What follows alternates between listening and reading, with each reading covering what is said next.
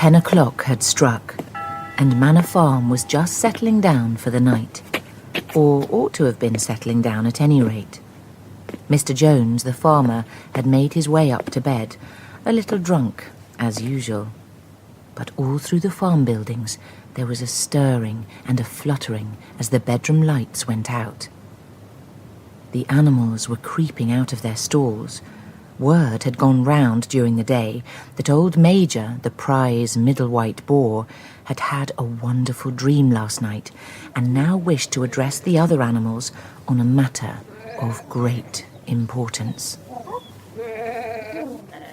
At one end of the big barn, on a sort of platform, Major was already sitting on his bed of straw under a lantern that hung from a beam. The hens perched themselves on the windowsills. The pigeons fluttered up to the rafters. The cows and sheep lay down behind the pigs and began chewing the cud. The two cart horses, Boxer and Clover, came in together, walking very slowly and setting down their vast hairy hooves with great care, lest there should be any chickens or ducklings concealed in the straw. Molly, the pretty white mare who drew Mr. Jones's trap on market days, took a place near the front and began flirting with her white mane, hoping to draw attention to the red ribbons it was plaited with. Then came Muriel, the goat, and last of all came Benjamin, the donkey, with his long ears and his grizzled, obstinate-looking muzzle, the oldest animal on the farm and the worst-tempered. Comrades! Quiet, everyone! He's starting. I do not believe, comrades, that I shall be with you for many months more. And before I die, I feel it my duty to pass on to you such wisdom as I have acquired. Now, comrades, what is the nature of this life of ours? Let us face it. Our lives are miserable, laborious, and short. No animal in England knows the meaning of happiness or leisure after he is a year old. No animal in England is free. Why is it, then, that we continue in this miserable condition? Who is it that steals the produce of our labour from us? Tell me, comrades, what is the worst enemy we animals have to contend with? Fleas. No, comrade, no. There are worse things than fleas, believe me. The whip. That is nearer the mark. I will answer my own question, comrades. Man is our enemy. We are poor because the produce of our labour is stolen from us by human beings. There is the answer to all our problems. Remove man from the scene, and the root cause of hunger and overwork has vanished forever. Man is the only animal that consumes without producing. You cows, how many gallons of milk have you given during the year? And what has happened to that milk which should have been breeding up sturdy calves? Every drop of it has gone down the throat of our enemies. How many eggs ever hatched into chickens? And you, Clover, where are your foals? Each was sold at a year old, and you will never see one of them again. And even the miserable lives that we lead are not allowed to reach their natural span. Think of the slaughterhouse, comrades. Think of the butcher's shop. To that horror we all must come. Cows, sheep, pigs, hens, everyone. Even the horses and the dogs are no better off. You, Boxer, the very day that these great muscles of yours lose their power, Jones will sell you to the knacker, who will cut your throat and boil you down for the foxhounds. I never thought of it like that. It's Jones who robs us of everything. Jones makes us work, and Jones keeps us hungry. Down with Jones! Down with Jones! Down with Jones! Death to Jones! Comrades, It is not enough to say death to Jones. Death to humanity must be our motto. Death to mankind. That is my message. I do not know when this rebellion will come. It might be in a week or in 100 years, but I know, as surely as I see this straw beneath my feet, that sooner or later justice will be done. Never listen when they tell you that man and the animals have a common interest, that the prosperity of one is the prosperity of the other. Man serves the interests of no creature except himself. Whatever goes upon 2 legs is an enemy. Whatever goes upon 4 legs or has wings is a friend. And remember, too, that in fighting against man, you must not come to resemble him. No animal must ever live in a house, or sleep in a bed, or wear clothes, or drink alcohol, or smoke tobacco, or touch money, or engage in trade. All the habits of man are evil. And above all, no animal must ever tyrannize over his own kind. All animals are equal.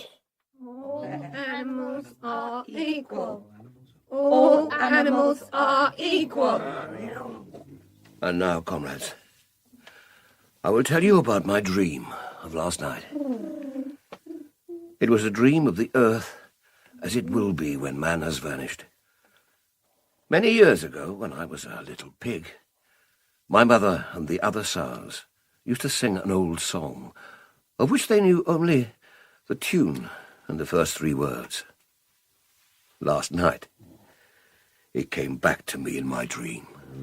And what is more, the words also came back.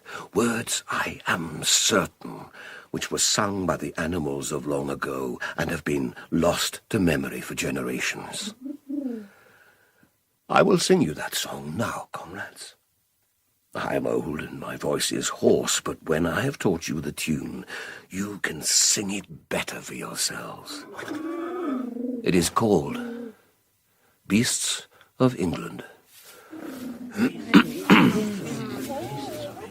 Beasts of England, beasts of Ireland, beasts of every land and clime, hearken to my joyful tidings of the golden future time.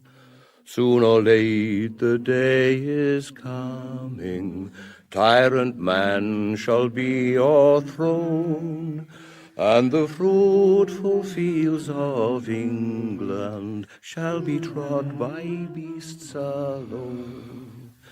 Spring shall vanish from our road. Albert. Albert. Wake up. What are them animals up to? Can't you hear the noise they're making? Oh, that's fit to waken the dead. Let's come over him.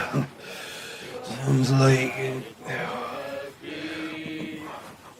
Lummy, there's a fox in the yard. Here, where'd they put that gun? Here she is.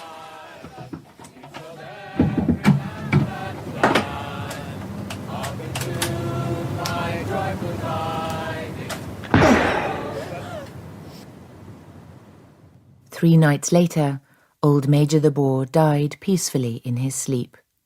His body was buried at the foot of the orchard. That was in early March. During the next 3 months, there was much secret activity.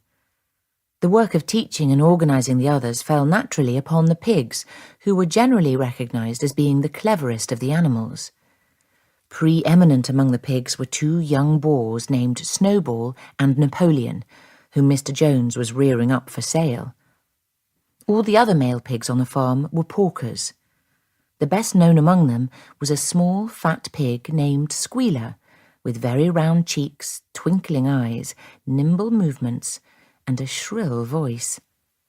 These three had elaborated Major's teaching into a complete system of thought, to which they gave the name animalism.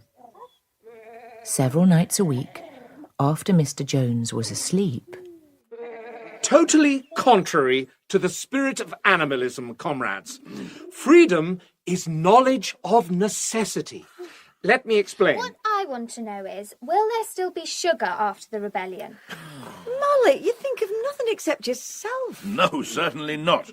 When we're in control of this farm, we'll have to be self-supporting. We have no means of making sugar here. Quite right, Napoleon.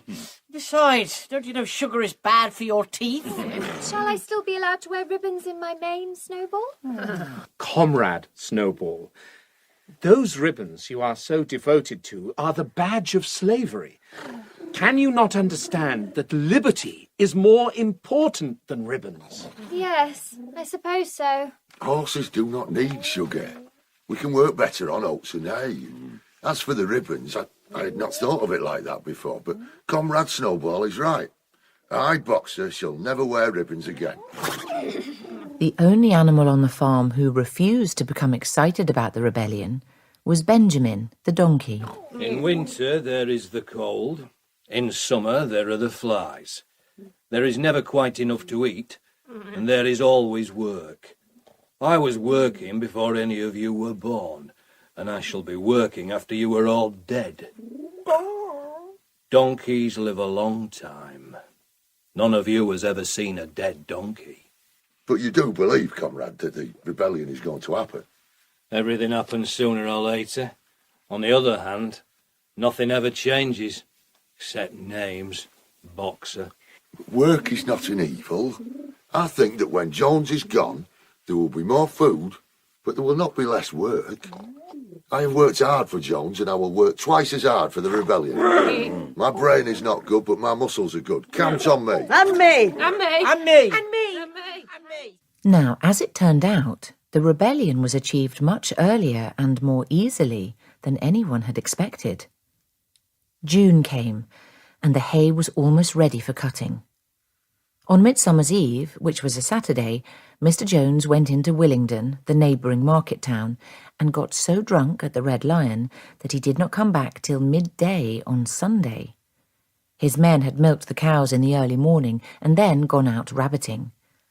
When Mr. Jones got back, he immediately went to sleep on the drawing-room sofa with the news of the world over his face, so that when evening came, the animals were still unfed. At last, they could stand it no longer. Why should we put up with this? Said the cock. We work for him and he starves us. If he won't feed us, we'll feed ourselves. Yeah. Let's go down to the meadow and eat the hay. A cow suggested, but a pigeon declared, No! I know where there's better food than that. The store shed. Come on! To the store shed, everybody!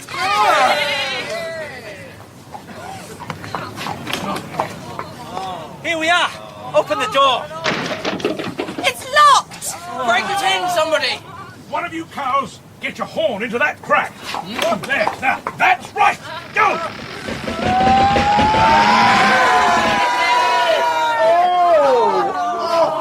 Look at all that food. Look at that pile of oats!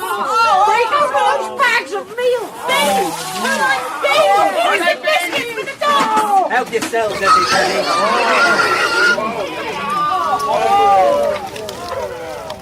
but just as the starving animals were in the act of helping themselves, Jones and his 4 men appeared in the yard. Look out! Here comes Jones! They got whips! They got whips! Stand firm, comrades. We'll beat them, whips or no whips. Out of it, quick, you devils! He hit me! He hit me! Run, comrades, run! Every animal for himself! No! This is our chance! Forward, comrades! Forward! In the name of the rebellion! Death to Jones! Well, what's come over him? I've never seen him take on like this before! Go on, you! Don't stand looking at him! Give him the weapon! Can't do nothing with him, sir. Seems like they're... Here! Keep off, you devil, you! Come on, comrades! Don't let them rest! Here! They're coming after us again! I'm getting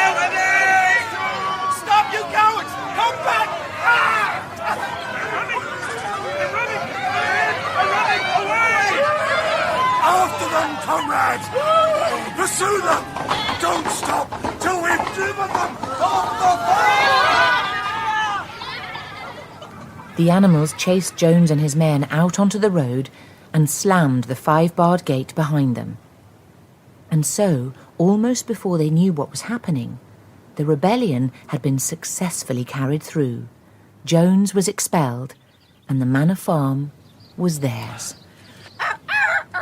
We've won! And now, comrades, back to the farm we go, and wipe out every sign that human beings have ever lived there. The harvest room! The harvest room! Bring out the instruments of torture. Here are the beds. The nose ring! The castrating knives! The dog chains! Fling the whole lot of them down the well! Reins, blinkers, collars, halters, away they go! Here are the worst of all, the whips. Onto the fire with them! The whips are burning! Look at the whips burning! Those degrading ribbons that Jones used to decorate the horses' manes with, burn them with the rest! Oh, must we burn the ribbons, all of them? Ribbons, Molly, are clothes. All animals should go naked. My hat shall go on the fire too. There. What should we do with the farmhouse, Snowball? The farmhouse must be torn. The farmhouse is a very desirable residence, comrades. Now, if we were to put it to proper use... animal must ever live in it. I feel sure of that. No, we must never live in it. What did Major say? Never to live in a house. I have it. The farmhouse shall be preserved as a museum. It will be a reminder to us of the folly and luxury in which human beings lived. Agreed! The farmhouse shall be a museum! And the farm must have a new name. The Manor Farm is too human. The new name must show it for what it is. The only farm in the whole country, in the whole of England, owned and operated by animals. It should be the farm of the animals. Beast Farm! Animal Manor. Animal Farm. So be it, Napoleon. Animal Farm.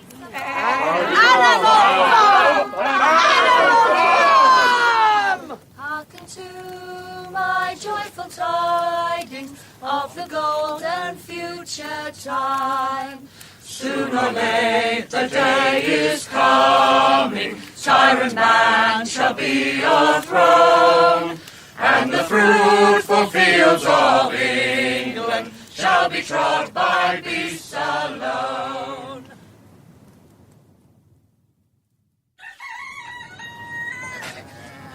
Comrades, it is 6:30 and we have a long day ahead of us.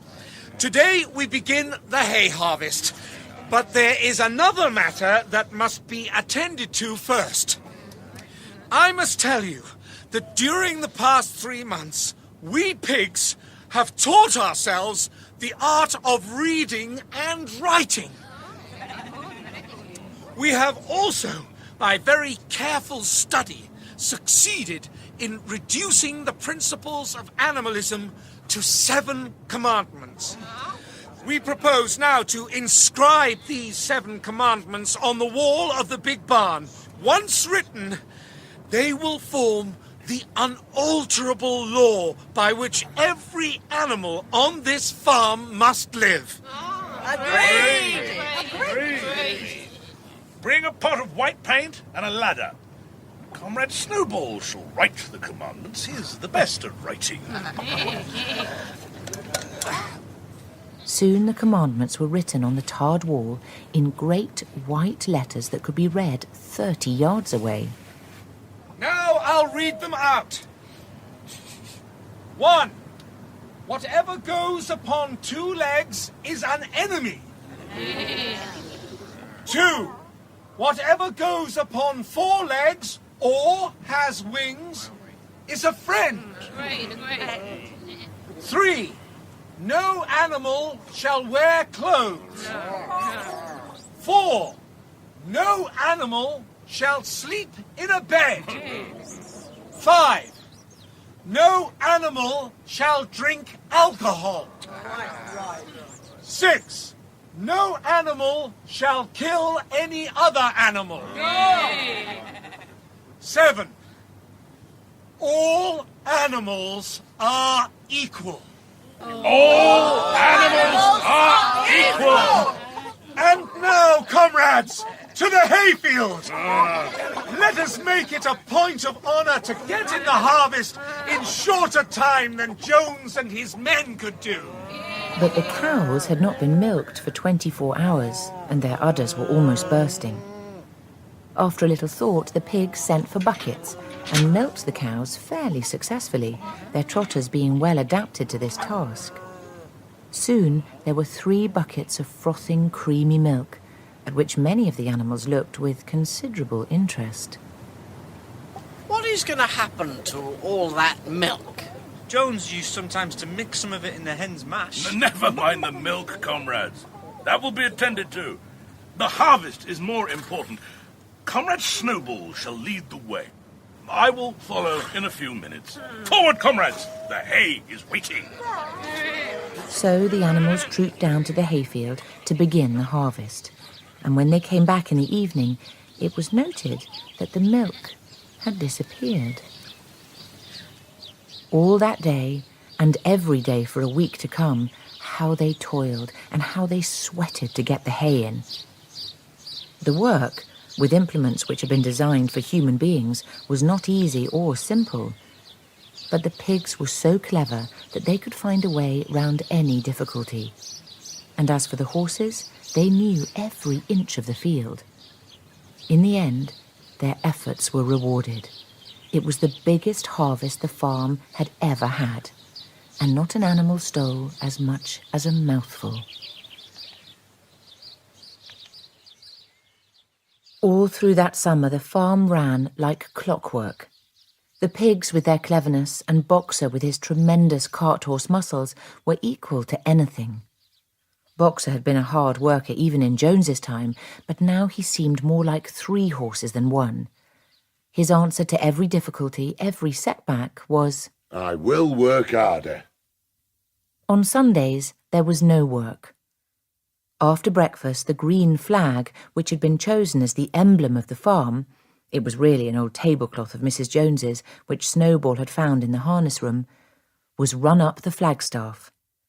And then the animals trooped into the big barn for a general assembly known as the meeting, which ended with the singing of Beasts of England. And the afternoon was given up to study and recreation. Snowball busied himself with organising what he called animal committees. He formed the Egg Production Committee for the hens, the Clean Tails League for the cows, the Wild Comrades Re-Education Committee to tame the rats and rabbits, and the Whiter Wool Movement for the sheep. On the whole, these projects were a failure. The cat joined the Re-Education Committee and was very active in it for some days.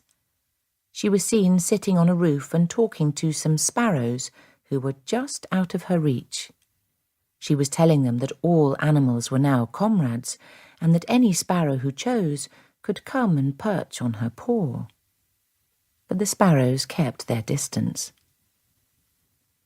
Snowball also instituted classes in reading and writing, and these were a great success. By the autumn, almost every animal on the farm was literate in some degree. Comrade Snowball, I know the whole alphabet now, but I cannot read words. Muriel can read words. Yes, okay. Benjamin can read quite well, but he says there's nothing worth reading.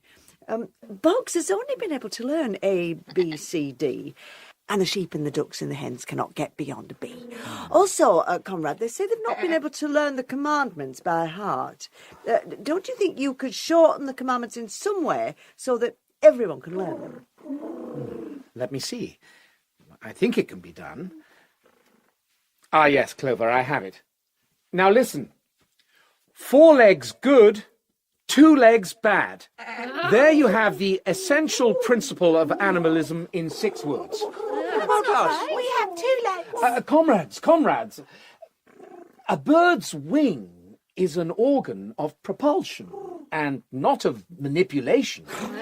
It should therefore be regarded as a leg. The distinguishing mark of man is the hand with which he does all his mischief. 4 legs good, 2 legs bad. 4 legs good, 2 legs bad. Excellent, comrades. Keep the maxim in mind and you will be completely safe against human influences. 4 legs good, 2 legs bad. 4 legs good, 2 legs bad. 4 legs good, 2 legs bad. 4 legs It happened that Jessie and Bluebell had whelped soon after the hay harvest, giving birth between them to 9 sturdy puppies. As soon as they were weaned, Napoleon took them away from their mothers, saying that he himself would be responsible for their education. He took them up into a loft, which could only be reached by a ladder, and there kept them in such seclusion that the farm soon forgot their existence. That's a funny setup over at Jones, isn't it? Can't last, of course. All them brutes will be starving long before winter comes on. Bound to. What I mean to say, it's against nature, ain't it? But, look here. When them animals chased Jones out, we all said they'd be starving inside of a fortnight, didn't we? Well, they ain't starved. Yet. No, but it ain't winter yet. Yeah, but look here. Supposing we was to... Here, give us a stone. Get off, you devil! You!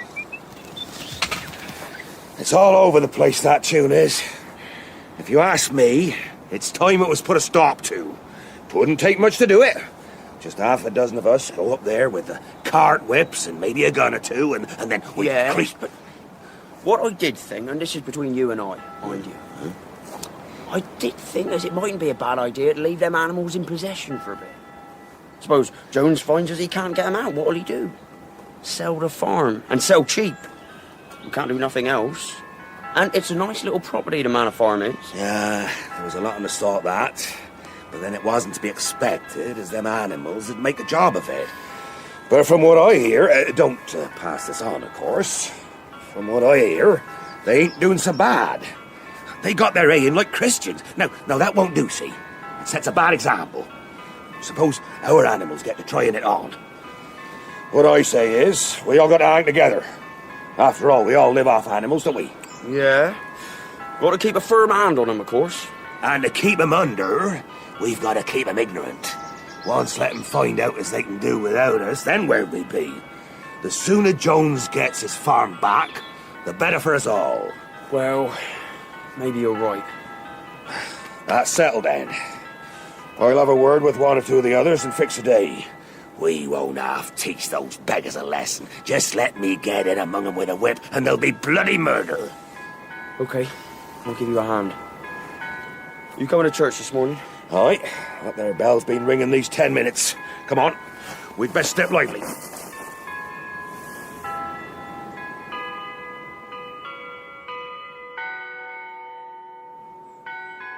But the animals were aware of these developments. They had their spies and sympathizers everywhere, and they were not surprised when one day early in October a flight of pigeons came whirling through the air and alighted in the yard of Animal Farm in the wildest excitement. Jones is coming! The men are coming back. A whole lot of them. 6 of them all carrying big sticks. They've just come through the coming gate. up the cart track now. Jones is at the head of them, and he's got his gun. Every animal to his post. Comrade Snowball takes command. And Snowball launched his first attack. But the men, with their hobnail boots, were too strong for them. At the signal for retreat, the animals fled into the yard, and the human beings, seeing, as they thought, their enemies in flight, rushed after them in disorder. Come on, boys. Now we got 'em. Drive 'em up into that there corner, and then we'll give 'em what for. Look out, there's a whole load more of them coming.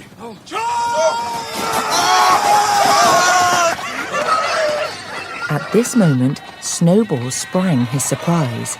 As soon as the men were well inside the yard, the 3 horses, the 3 cows, and the rest of the pigs suddenly emerged in their rear, cutting them off. And so, within 5 minutes of their invasion, the human beings were in ignominious retreat by the same way as they had come, with a flock of geese hissing after them and pecking at their calves all the way. They're gone! We've beaten them! We've beaten them again! Hooray for Boxer! Hooray for Comrade Snowball! Hooray! Boxer was glorious! Did you see him rearing up on his hind legs and lashing out at them with his hooves? And Snowball, the way he charged straight at Jones and never stopped for an instant, even when Jones raised his gun and fired. But Snowball's wounded. The blood's running down your back, comrade. Nothing. A scratch. The pellets only grazed me. This battle must have a name, comrades. I suggest the Battle of the Cowshed. Agreed. Battle of the Cowshed. The Battle of the Cowshed. Battle of the Cowshed. After the Battle of the Cowshed, Jones gave up hope of getting his property back and went to live in another part of the county. The animals were now secure in their possession of the farm. The neighbouring human beings did not hate them any less than before, but they had developed a sort of grudging respect for them, one symptom of which was that they now took to calling Animal Farm by its proper name and stopped calling it the Manor Farm. As winter drew on, Molly started to be late for work and to find excuses to go to the pond and gaze at her own reflection. One day Clover took her aside. Molly, I have something very serious to say to you. This morning, I saw you looking over the hedge at the neighbouring farm and allowing a man to stroke your nose. What does that mean? He didn't. I wasn't. It isn't true. A thought struck Clover. She went to Molly's stall and turned over the straw with her hoof. There was a little pile of lump sugar and some coloured ribbons. 3 days later, Molly disappeared.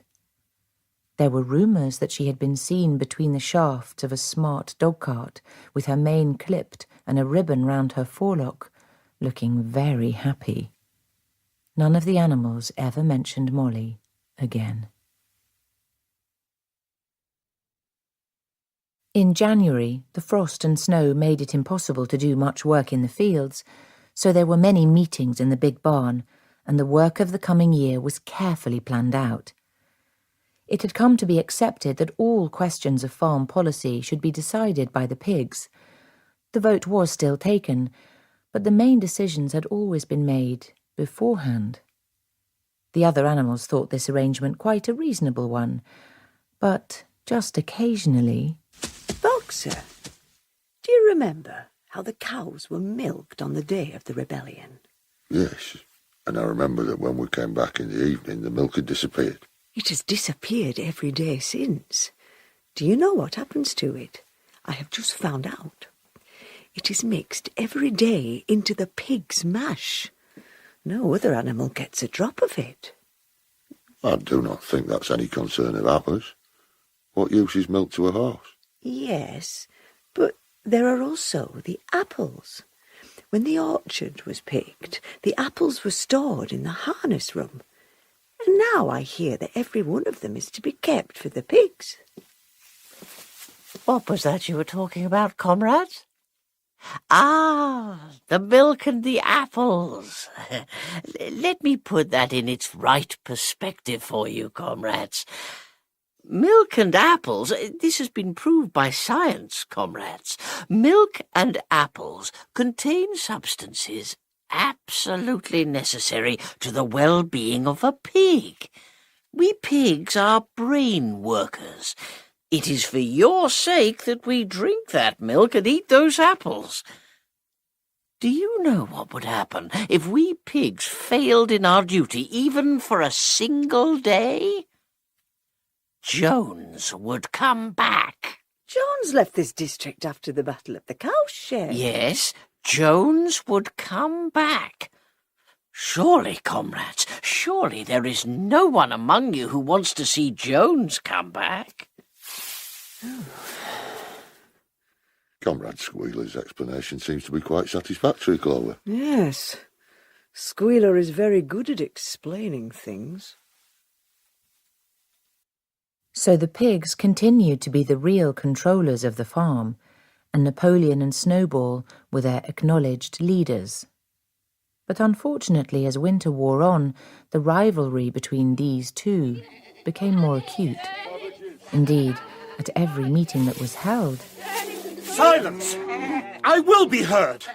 Comrade Napoleon, if you had even the most elementary knowledge of scientific farming... I am not interested in scientific farming. I'm a practical pig, and at least I know how to grow cabbages. Listen, I have looked this up in the Farmer and Stock Breeder. I have the passage by heart. I will repeat it to you. On light soils... 4 legs good, 2 legs bad, 4 legs Have you noticed, Benjamin, that the sheep always break into that slogan when Snowball is speaking, never when Napoleon is speaking? Quite a coincidence, is it not? But of all the struggles between Snowball and Napoleon, none was so bitter as the struggle over the windmill. Think of it, comrades! Think what we could do if we had electricity on this farm! A chaff cutter, a mangle slicer, a milking machine, electric light in every animal stall. That's wonderful. Oh, but it's so good to be true. It's impossible. Electricity can do anything. Let me tell you that if we had a dynamo and a windmill on the knoll, no animals on this farm need do more than 2 hours' work a day. Pay no attention to him. This is not a time to be filling our heads with dreams. We have a hard year's work ahead of us. Before all else, our output of food must be increased. When we have built the windmill, food production will increase 1,000%. And I say that if we waste time on this windmill of yours, we should all starve to death long before it is built. I wonder. Only 12 hours work. It might be true. Oh, I've seen the plans of the windmill. Snowball has drawn them out in chalk on the floor of one of the sheds. He says it's all worked out down to the last detail. I wonder. Vote for Snowball and a 12-hour week. Vote for Napoleon and the full dinner pail. Vote for Napoleon. Vote for Snowball. Think of your stalls with hot and cold water and electric light. Every one of you could lie in bed till 10 o'clock in the morning. Wonderful. Lie in bed till 10 o'clock. Vote for Snowball. Vote for Snowball. Lies! Don't listen to these fairy tales he is telling you. Snowball, I warn you to be silent. I will not be silent. Comrades, 4 legs good. listen to me. 2 legs bad, 4 legs good. I will 2 not legs be bad. shouted down. Comrades, every animal who has the welfare of this farm at heart will vote for the windmill. Let us cast off the burden of the past. I tell you... Snowball, for the last time, I warn you to sit down. I will not sit down. Then on your own head be it.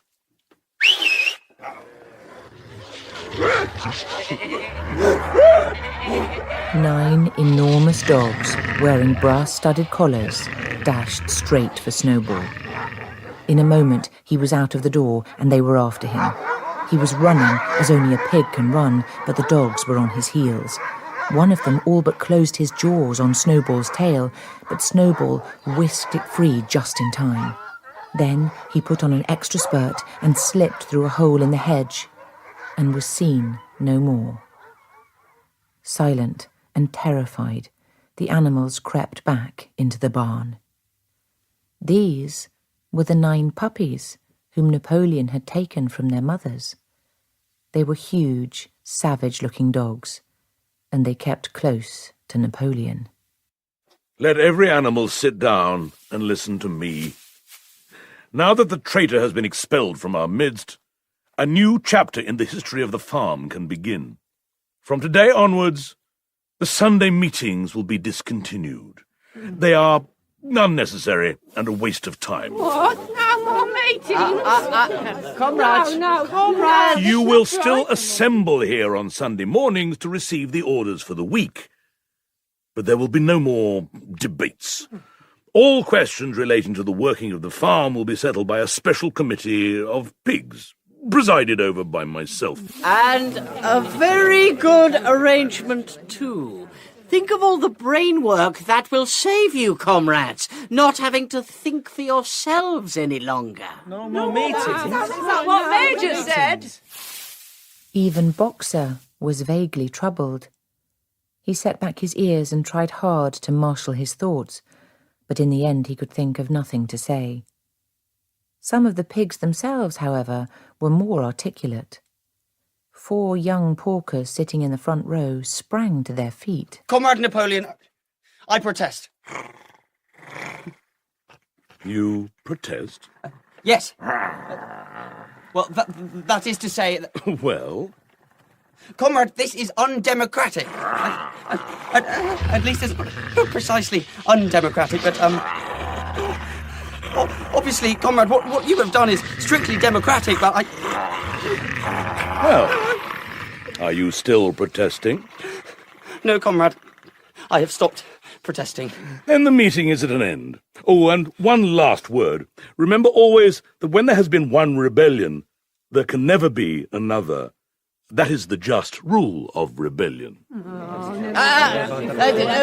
Comrades, before we part, I wish to propose a vote of thanks to Comrade Napoleon for his self-sacrifice in taking this extra labour upon himself. Remember, comrades, that it is for our sakes that he has chosen to bear this burden. 3 cheers for our leader, Comrade Napoleon! Hooray! So the Sunday meetings came to an end, and Napoleon reigned as the undisputed master of Animal Farm.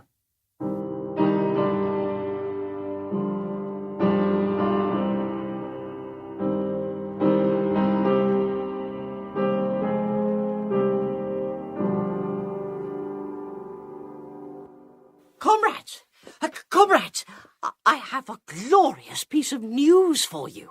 The windmill. You all remember our great leader Napoleon's project, which Snowball attempted to obstruct. The windmill is to be built after all. Work will begin tomorrow. I thought it was Snowball who wanted the windmill. No. You have remembered it wrong, Clover. It was Comrade Napoleon's idea from the very start. But Snowball had the plans all drawn out on the floor of the sheds. Stolen from among Comrade Napoleon's private papers. Don't forget, comrades, that Snowball was a mutineer. In fact, he was hardly better than a traitor, Muriel. He fought bravely at the Battle of the Cowshed, Squealer. Aye. Bravery is not enough, Comrade Boxer. Loyalty and obedience are more important. And as for the Battle of the Cowshed, I believe the time will come when we shall find that Snowball's part in it was very much exaggerated. But from today onwards, comrades, we must have only one thought: the building of the windmill. It will be a hard task, I warn you. It may even be necessary to reduce our rations at some time during the year. No matter. Once the windmill is built, there will be plenty of everything for everybody. I will work harder. We'll all work harder. Long live the windmill. Long live Comrade Napoleon. Long live Comrade Napoleon. Long live Comrade Napoleon. And how they worked right through that year. The hardest task was the breaking of the stone.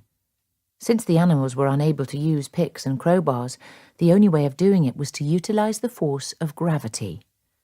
They lashed ropes round huge boulders on the floor of the quarry, and then, all together, cows, horses, sheep, any animal that could lay hold of the rope, even the pigs sometimes joined in at critical moments. With desperate slowness, they dragged them to the top of the quarry, where they were toppled over the edge to shatter to pieces below. Nothing could have been achieved without Boxer. His strength seemed equal to that of all the other animals put together. It was a noble sight to see him toiling up the slope, inch by inch, his breath coming fast, the tips of his hooves clawing at the ground, and his great sides matted with sweat. In addition to his first motto of, "I will work harder," Boxer had now adopted a second. "Napoleon is always right." He had also made arrangements with one of the cockerels to wake him in the morning half an hour earlier than the other animals, so that he could go down to the quarry and carry away an extra load of stone, unassisted. All through the summer the animals did not fare badly.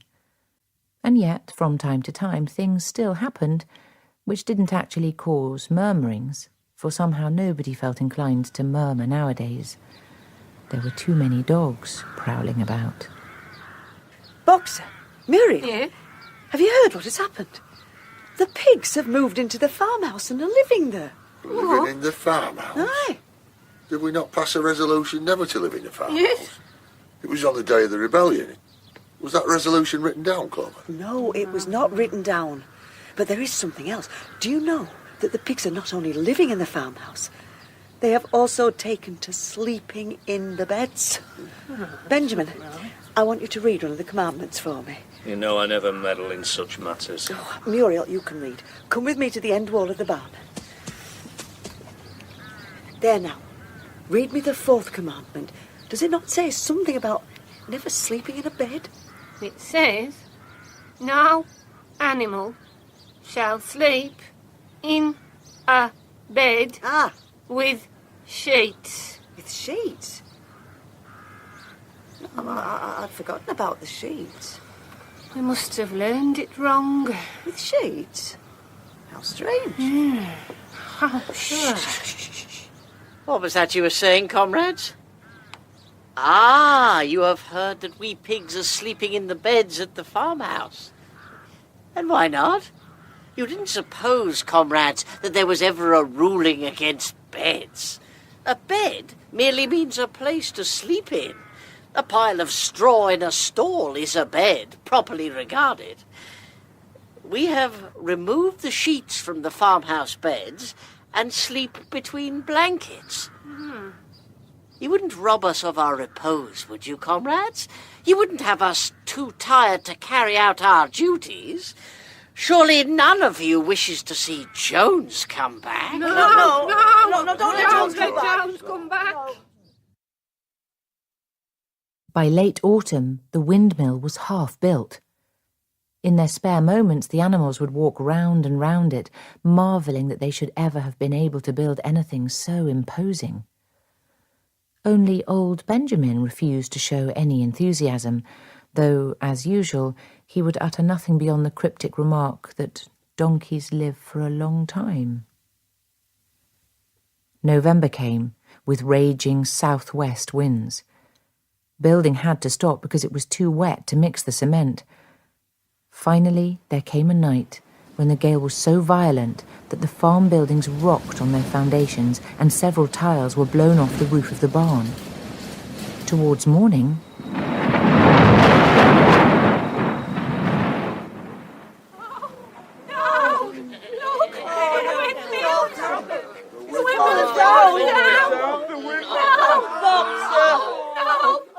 Napoleon paced to and fro in silence, occasionally snuffling at the ground.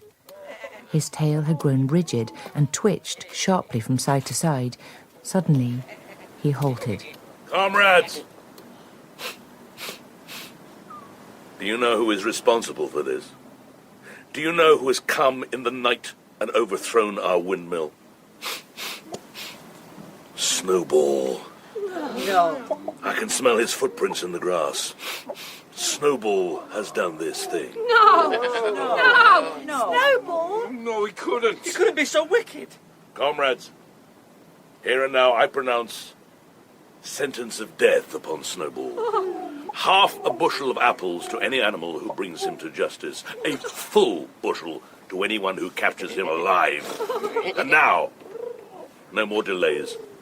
There is work to be done. This morning, we begin rebuilding the windmill, and we will build all through the winter, rain or shine. We will teach this miserable traitor that he cannot undo our work so easily. Forward, comrades! Long live the windmill! Long live Animal Farm! So the rebuilding of the windmill was begun. It was a bitter winter. The stormy weather was followed by sleet and snow, and then by a hard frost. The animals carried on as best they could with the difficult work, well knowing that the outside world was watching them. Suddenly, early in the spring, an alarming thing was discovered. Snowball was secretly frequenting the farm during the night. Yes, comrades. Almost every night he comes creeping in under cover of darkness. He steals the corn, he upsets the milk pails, he breaks the eggs, he gnaws the bark off the fruit trees. Comrade Napoleon has already made a most careful inspection of the premises, and he could smell traces of Snowball everywhere. So that was how the dairy window got broken. And that was how that drain at the bottom of the field got blocked up. And all that water came through the roof of the barn. Why did he fight so bravely at the Battle of the Cowshed? Aye. I saw him myself. He was wounded by Jones's gun. We all saw the blood running down Snowball's back. All part of the arrangement, comrade. Jones's shot only grazed him. The plot was for Snowball at the critical moment to give the signal for flight and leave the field to the enemy. And he very nearly succeeded. If it had not been for our heroic leader, Comrade Napoleon... No, Squeak. But do you not remember how, just at the moment when Jones and his men had got inside the yard, Snowball suddenly turned and fled, and many animals followed him? Well, did you not remember that it was just at the moment when panic was spreading and all seemed lost that our leader, Comrade Napoleon, sprang forward with a cry of "Death to humanity!" and sank his teeth in Jones's leg? Surely you remember that, comrades? It makes it all sound so real. I don't believe it's true. I believe it's true. Yes, it is true. We remember. I cannot believe that Snowball was a traitor at the beginning, but what he has done since is different.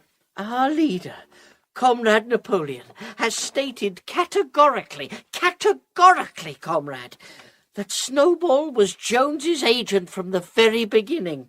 Yes, and long before the rebellion was ever thought of.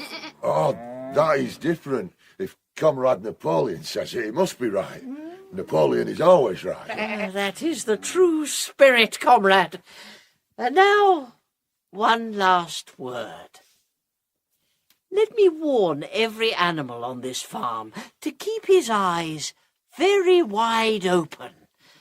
For we have the strongest reasons for thinking that some of Snowball's secret agents are lurking among us at this very moment. Dogs, do your duty. They were the same 4 pigs as had protested when Napoleon abolished the Sunday meetings. Have you anything to say before justice is done? I wish to confess that I am a traitor to Animal Farm and worthy of any punishment that may be visited upon me. I have been the traitor Snowball's agent and accomplice since the time of the rebellion, and I have been secretly in touch with him ever since his expulsion. I confess also that I assisted him in destroying the windmill, and that I have entered into an agreement with him to betray Animal Farm into the hands of the human enemies. I wish to add that I did not commit these treacheries from any feeling of conviction. You are forgetting something, I think. sorry, comrade, I lost the place. I admit also that Snowball revealed to me early in our association that he had been Jones' secret agent for many years before the rebellion and was employed by him as a spy and agent provocateur among the other animals. I wish to add that I did not commit these treacheries from any feeling of conviction, but in return for a bucket of pig meal secretly supplied to me by Snowball twice a week. I too. And I. And what is the appropriate punishment for these crimes? Death. Death. Death it shall be.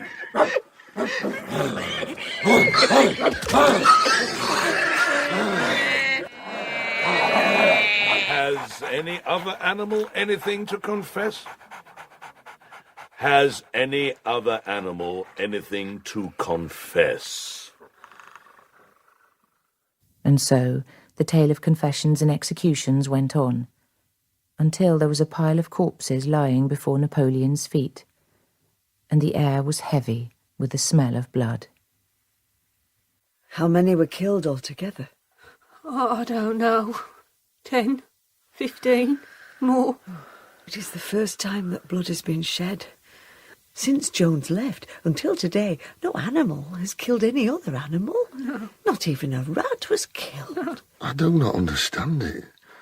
Somehow the fault must lie in ourselves. Is it perhaps because we have not worked hard enough? From today onwards, I shall get up an hour earlier in the mornings. And Boxer moved off at his heavy, lumbering trot.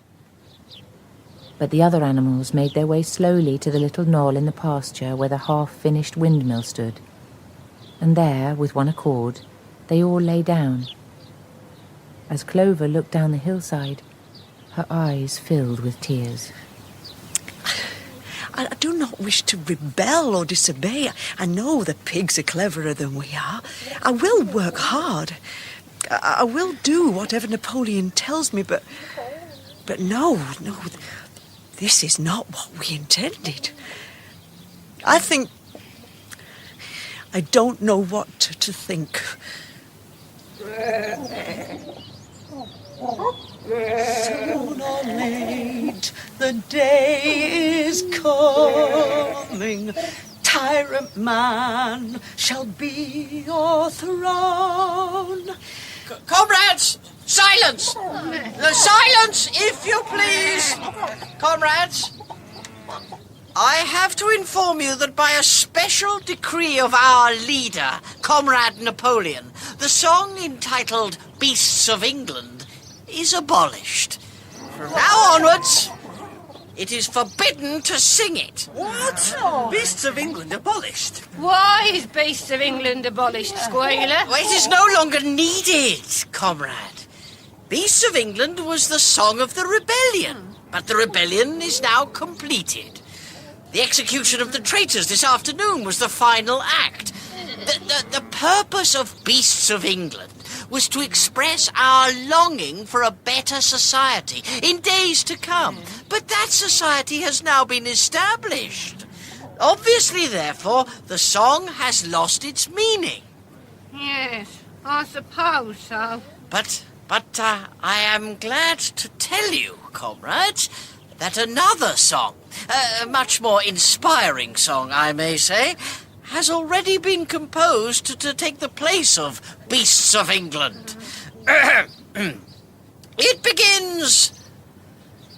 Animal Farm, Animal Farm, never through me shalt thou come to harm. That's half as good as Beasts of England. It doesn't seem fair. Why shouldn't we sing it if we want to? 4 legs good, 2 legs bad. 4 legs good, 2 legs bad. 4 legs good, 2 legs bad. I thought we had taken a vow never to kill one another. Muriel, read me the 6th commandment. Does it not say that no animal shall kill another animal? It says, no animal shall kill any other animal without cause. Without cause? Oh, I'd forgotten that. Well, yes, there was cause enough. What do you think of these happenings, Benjamin? I think donkeys live a long time, and one reason why they live a long time is that they never talk politics. I think that if we all work harder, there will be more of everything for everybody, and then these things will not happen. I shall go down to the quarry and collect another load of stone.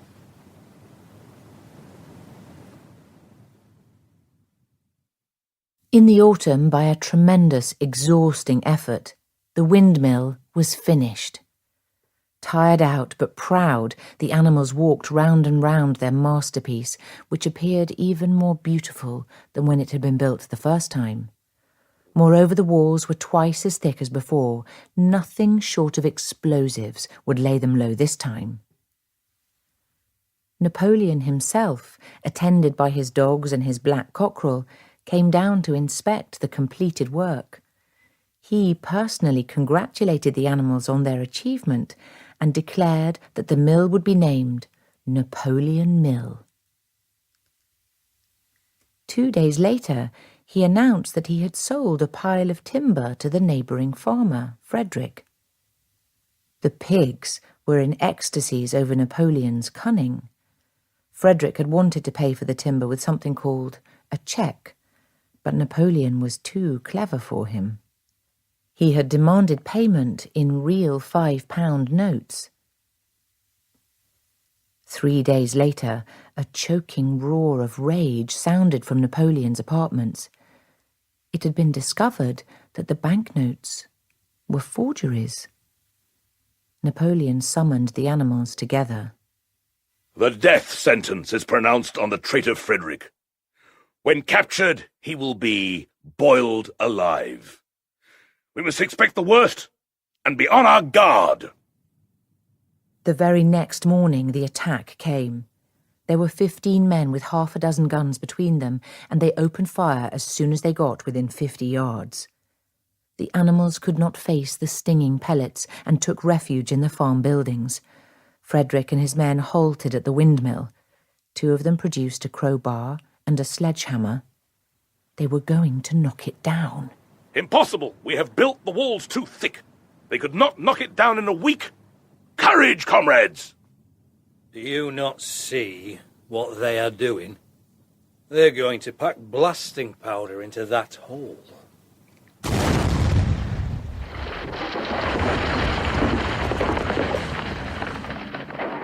The windmill had ceased to exist.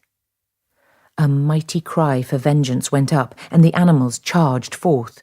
It was a savage, bitter battle. Several of them were killed, and nearly everyone was wounded. But the men did not go unscathed either, and when the 9 dogs of Napoleon's own bodyguard suddenly appeared, baying ferociously, panic overtook them, and the next moment the enemy was running for dear life. The animals had won, but they were weary and bleeding. The sight of their dead comrades moved some of them to tears, and they halted in silence at the place where the windmill had once stood. Yes, it was gone. But Squealer, who had unaccountably been absent during the fighting, came skipping towards them, whisking his tail and beaming with satisfaction. Let us celebrate our victory! What victory? What victory, comrade? Have we not driven the enemy off our soil, the sacred soil of Animal Farm? But they have destroyed the windmill, and we had worked on it for 2 years. We will build another windmill. The enemy was in occupation of this very ground, and now, thanks to the leadership of Comrade Napoleon, we have won every inch of it back again.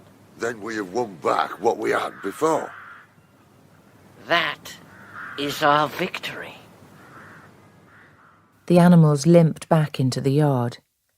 Boxer had lost a shoe and split his hoof, and he saw ahead of him the heavy labour of rebuilding the windmill once again. For the first time it occurred to him that he was 11 years old, and that perhaps his muscles were not quite what they had been. But when the animals heard Napoleon's speech congratulating them, it did seem, after all, that they had won a great victory. It was announced that the battle would be called the Battle of the Windmill, and a special gift of an apple was bestowed on every one of them. Boxer, have you heard that the pigs have taken to drinking alcohol? Impossible. It is forbidden by the commandment. So I thought. But it seems they discovered some barrels of beer which Jones left behind in the farmhouse cellar. Now I hear every pig gets a ration of a pint of beer a day. I am sure that the fifth commandment forbids the drinking of alcohol. No, Clover, it does not. Do you remember that twice before we found that we had learned one of the commandments wrong? Aye. Well, there is another. Yesterday I was reading the commandments over to myself. Now I thought the fifth commandment ran, "No animal shall drink alcohol." But really it runs, "No animal shall drink to excess." No animal shall drink to excess. Well, that explains everything. Well, who can imagine Comrade Napoleon drinking to excess? I thought that I'd learnt the commandments so carefully. How strange that there should be 3 of them that I remembered wrong. You will remember a lot more of them wrong before you've finished, Clover.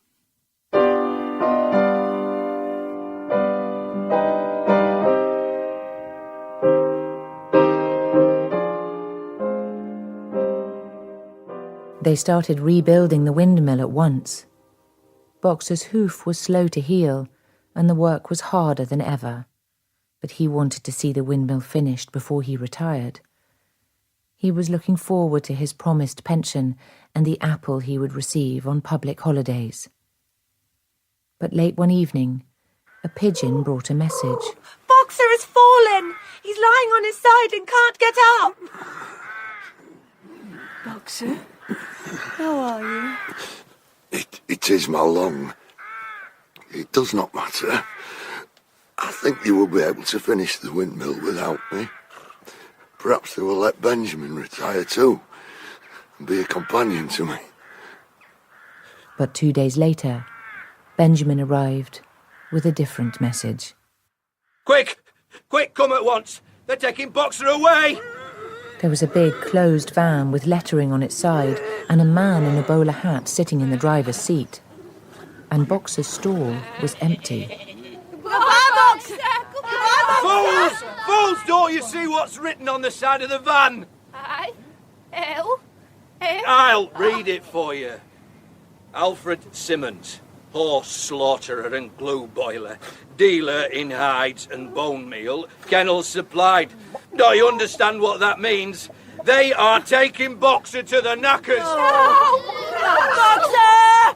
Boxer! Get out of the van quickly! But at this moment, the man on the box whipped up his horse, and suddenly Boxer's face, with the white stripe down his nose, appeared for a moment at the little window in the back of the van. Boxer, get out! Use your strength, kick the van to pieces! They're taking you to your death! No! Get out! But the stupid brutes of horses that pulled the van wouldn't listen. Boxer was never seen again.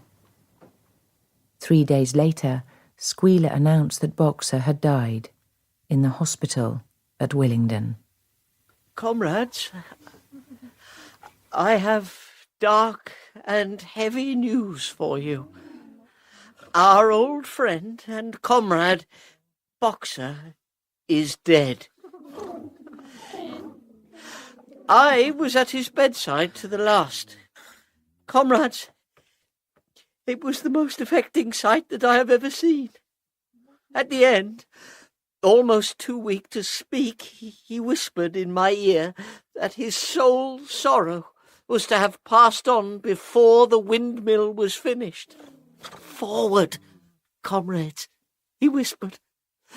forward in the name of the rebellion. Long live Animal Farm! Long live Comrade Napoleon! Napoleon is always right. However, it has come to my knowledge that a most foolish and wicked rumour has been circulating. It appears that animals noticed that the van in which Boxer was removed was marked Horse Slaughterer, and they actually jumped to the conclusion that Boxer was being taken to the knackers. Surely, comrades, surely you understand our leader, Comrade Napoleon, better than that. That van used to belong to the horse slaughterer, and it was bought from him by the veterinary surgeon. The old name has not yet been painted out. That is how the mistake arose. If it really was a mistake, and not a slander deliberately circulated by some evilly disposed animal. And the following Sunday, Napoleon himself pronounced a short oration in Boxer's honour, and said the pigs would hold a special banquet in his memory. And on the appointed day, a large wooden crate was delivered to the farmhouse, and word went round that, somehow or other, nobody quite knew how, the pigs had got hold of the money to buy themselves a case of whiskey.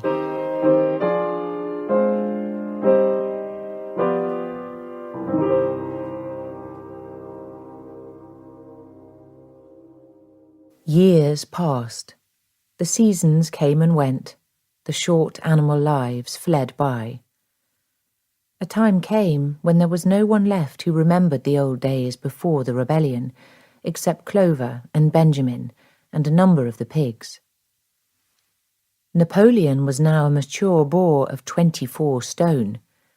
He was seldom seen in public, and when he did appear, it was always with a bodyguard of dogs and the black cockerel who marched in front of him, uttering shrill cock-a-doodle-doos. Squealer had grown so fat that he could, with difficulty, see out of his eyes. The farm had grown more prosperous, and the animals had multiplied. But life was no happier or less happy than it had been in the early days of the rebellion. Squealer's speeches, and very good speeches they were, proved by long lists of figures that everything was growing better and better. But the animals did not know. They could not remember. They were generally hungry. They slept on straw, they drank from the pool. They laboured in the fields. In winter they were troubled by the cold, and in the summer by the flies. I know that things haven't turned out as we once hoped they would, Benjamin. But still it has been worth it. This farm is our own, our very own. The Republic of Animals that Major promised us, no, it hasn't happened. It may not happen in the lifetime of any animal now living. But yes, someday it will happen. That I do believe. Donkeys live a long time. The animals never gave up hope. More, they never lost, even for an instant, their sense of honour and privilege in being members of Animal Farm. If they went hungry, it was not from feeding tyrannical human beings. If they worked hard, at least they worked for themselves. No creature among them went on 2 legs. No creature called any other creature master. All animals were equal. One day, in early summer, Squealer ordered the sheep to follow him and led them out to a piece of waste ground at the other end of the farm, which had become overgrown with birch saplings. The sheep stayed there for a whole week, browsing at the leaves, and the other animals saw nothing of them. Squealer was with them for the greater part of every day. One evening, just after the sheep had returned from the waste ground, the animals were on their way back from work. When... What's up? What's happening? What's happening? It's Clover. Something's frightened her out of her wits. Come on, she's in the yard. Oh, look! He's walking on his hind legs! He's walking on his hind legs! It's not natural! It was a pig. Yes, it was Squealer. A little awkwardly, as though not quite used to supporting his considerable bulk in that position, he was strolling across the yard. And a moment later, out from the farmhouse came a long file of pigs, all walking on their hind legs. Some of them were a little unsteady and looked as though they would have liked the support of a stick, but every one of them made his way right round the yard successfully. And last of all... It's Napoleon! Here comes Napoleon! Oh, he's got a whip! He's carrying a whip in his trotter! Oh. Majestically upright, casting haughty glances from side to side, Napoleon marched right round the yard with his dogs frisking after him. The animals watched, too terrified at first to speak. It was as though their world had turned upside down. 4 legs good, 2 legs better, 4 legs good, 2 legs better, 4 legs good, 2 legs better, 4 legs good, 2 legs better. The sheep kept this up for several minutes, and by the time they had quietened down, the chance to utter any protest had passed, for the pigs had marched back into the farmhouse. Benjamin felt a nose nuzzling at his shoulder. He looked round. It was Clover. Without saying anything, she tugged gently at his mane and led him round to the end of the big barn, where the 7 commandments were written. The two of them stood gazing at the tarred wall, with its white lettering. Even when I was young, I could not have read what is written there. But it appears to me that that wall has changed. Are the 7 commandments the same as they used to be, Benjamin? No, they are not the same. There is only one commandment written there now. Shall I read it to you?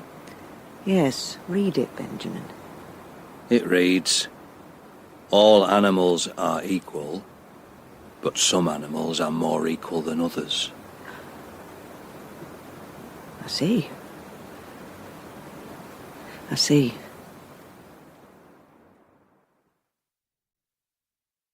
After that, it did not seem strange when next day the pigs who were supervising the work of the farm all carried whips in their trotters. It did not seem strange to hear that the pigs had bought themselves a wireless set. It did not even seem strange when the pigs took Mr. Jones's clothes out of the wardrobes and put them on, and when Napoleon was seen strolling in the farmhouse garden with a pipe in his mouth.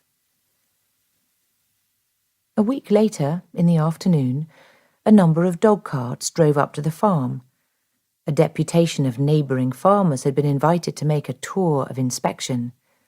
They were shown all over the farm and expressed a great admiration for everything they saw, especially the windmill. That evening loud laughter and bursts of singing came from the farmhouse.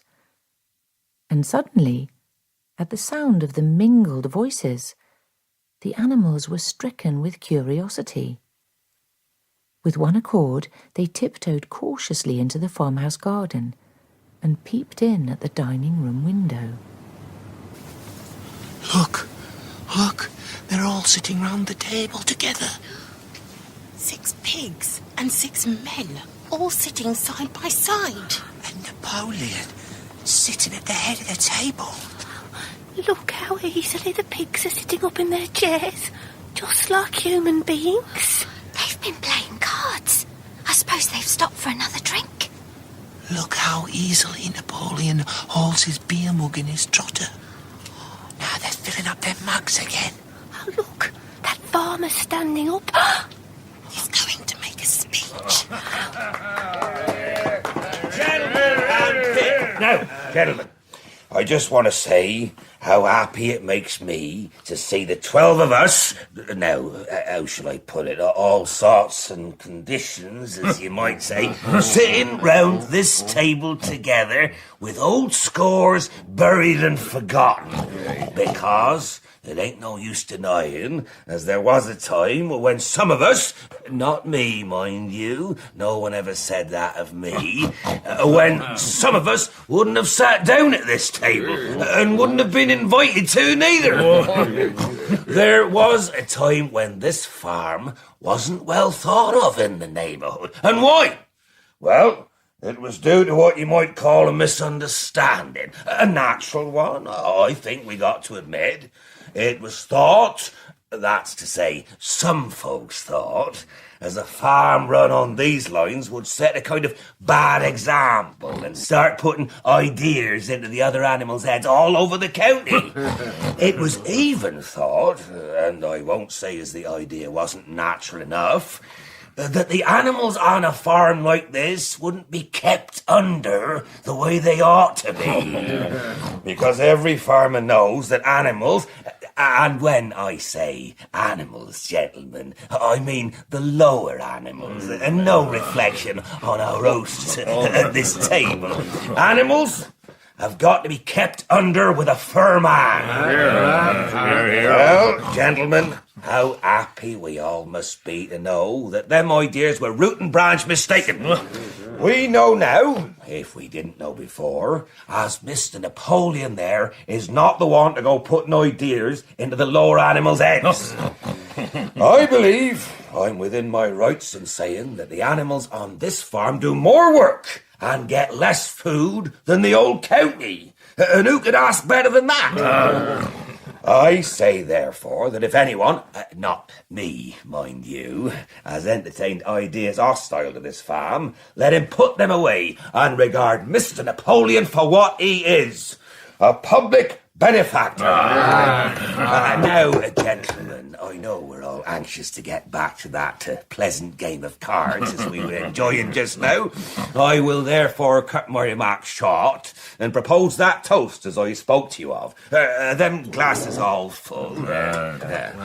Then, to the prosperity of Animal Farm. Look, Napoleon standing up. Now he's going to make a speech too. I shall not detain you for more than a few moments. I wish merely to express my warm thanks on behalf of the farm for the very neighbourly speech to which we have just listened, and to associate myself with the friendly sentiments that were expressed in it. No one is more happy than I am that the period of suspicion and misunderstanding should have come to an end. In the past there have been rumours, circulated, I have reason to think, by some malignant enemy. There was something subversive and even revolutionary in the outlook of myself and my colleagues. Nothing could be further from the truth. Of course. Our sole wish now, as always, is to live at peace with our neighbours. And I think you will find, gentlemen, when business relations have been fully established, that we are well able to compete with you on your own terms. This farm, I may add, is a cooperative enterprise. The title deeds, which are in my own possession, are owned by the pigs, jointly. And now, gentlemen, I only have one small criticism to make of that excellent speech which we heard just now. My neighbour referred all the way through to Animal Farm. He could not know, for I'm only now announcing the fact for the first time, that the name Animal Farm has been abolished. Henceforth, this farm will be known by what I believe was its true and original name, the Manor Farm. Gentlemen.